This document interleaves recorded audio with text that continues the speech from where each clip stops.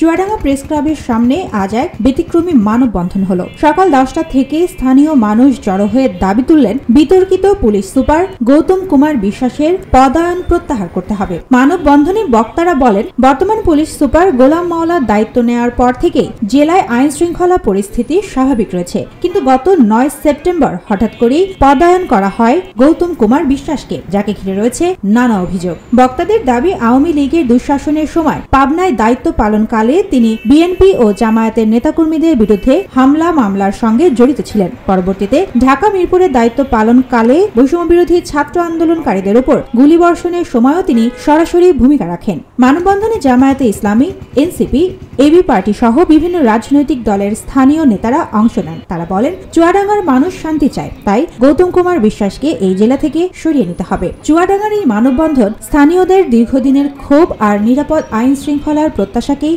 সামনে নিয়ে এলো।